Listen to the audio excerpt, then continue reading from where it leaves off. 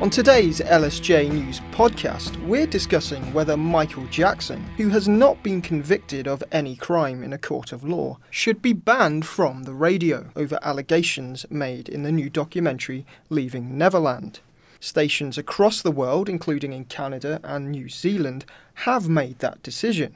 Here in Lincoln, Siren Radio has taken Michael Jackson songs out of rotation, but hasn't outright banned him. I spoke with managing editor Andrew David.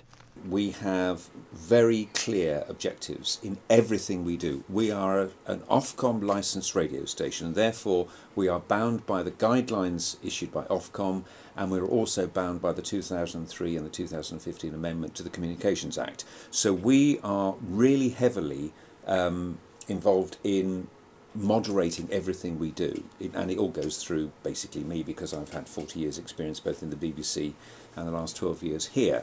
It has to be legal, decent and honest, and it has to be age appropriate, Lincoln centric if possible, and content rich. That's what we guide ourselves with. The age appropriate thing is the most important driver. Where our age on the licence, if you look at it on key commitments, is 9 to 24.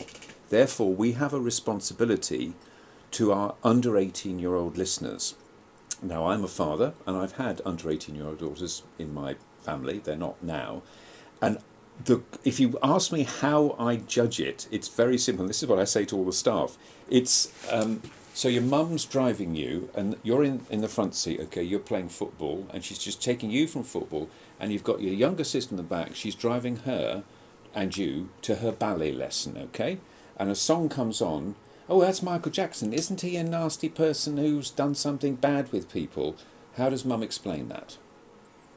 So, what we did on the Michael Jackson situation is to say the difficulty is you can't sue the dead. Okay, so all of this allegations thing is the big A, allegations. But we had to say what would be the feeling if we were playing lots of Jackson tracks. So for a month, we decided as a management team that what we were going to do was to take them out of rotation. It doesn't stop presenters choosing them, but they would all understand, because they know about the guidelines and good taste and decency and things like that. They would understand that they'd need to refer it either to myself or to Ryan or one of the senior team. An interesting perspective there from Andrew David of Siren Radio, suggesting that the music itself could be a trigger to discussing the allegations, which those themselves aren't age appropriate to Siren's target audience. Not something I'd considered. But I'm joined now in studio by two LSJ News reporters, Sam Steers and Oliver Pridmore. We'll go to you first then, Sam. I mean, are you a fan of Michael Jackson to begin with? Do you listen to his music? Oh, absolutely. I mean, not only Michael Jackson, but I'm a fan of music in general. And personally, I have absolutely no problem with Michael Jackson's music being played on the radio. I think he's a great dancer, he's a great musician, and an even better singer. So really, I can't see what the fuss is all about. Do you think that because the allegations haven't been proven in a court of law and he's not been convicted, that we shouldn't really pay heed to this documentary? I think until some kind of action has been taken, we should continue to enjoy what he did, what legacy he left for us. What do you think, Oliver? So my question would be, if these allegations were then proven true in a court of law, would you stop listening to his music then? Interesting question. No, I don't think so. I don't have any problem with it. Just because he's done something wrong, it doesn't mean that we should stop recognising his fantastic legacy. It's very interesting, of course. We don't actually know, obviously you've been having a lot of conversations, Keelan, with the various radio stations. We don't actually know of any who have actively banned his songs. It seems to be from the conversations you've had that they've just sort of either taken them out of circulation or they're justifying not playing his records because they're not in the charts anymore. Is that right? I think the only stations that have actually banned him outright are in Canada and New Zealand. BBC Radio 2 put out a statement earlier this week that they haven't banned his music, but that they focus on chart hits and current music, and he just doesn't come up whether this documentary had happened or not. They probably just wouldn't be playing it anyway. Because obviously it's interesting at the minute. We are in a situation where we're not in a courtroom as yet, and we're in the situation where Channel 4 have broadcast this documentary which has sparked the entire debate itself. That was based on the alleged victims and their story. Michael Jackson is not here to defend himself, and because we're not in the courtroom, we haven't got the other side of the story yet, but it seems as though the very presence of the allegations has been enough for some radio stations to curtail playing the music. I did talk with earlier today the founder of the Michael Jackson Innocence campaign, who have been putting ads up on London buses countering what was shown in that film. And the founder did bring up an interesting thing that, every couple of years this debate is reignited. A few stations ban his music. It's all over the news for a few days and eventually it all dies down again. And the fact that Michael Jackson isn't here to defend himself and there never will be a court case, I think in the end this will all blow over and most of us will probably go back to listening to the classics wherever we may be.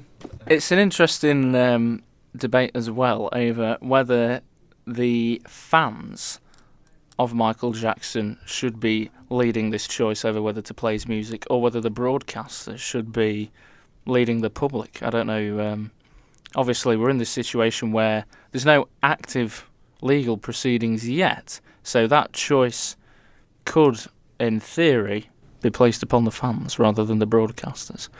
I think it has to be a bit of a balancing act because the broadcasters themselves obviously answer somewhat to their listeners, and I'm sure some of their listeners probably are Michael Jackson fans, and I'm sure some of them probably aren't.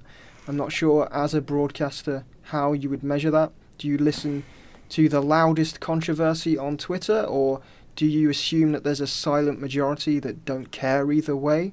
It's a tough decision.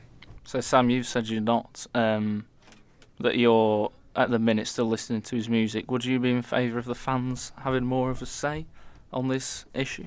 Yes, I think the fans should be allowed to voice their opinions and have their say, because after all, they are the ones listening to the radio stations. So I think it's only fair that they get the chance to influence that decision. Of course, but if you flip that around, radio stations are owned by corporations, private individuals, communities.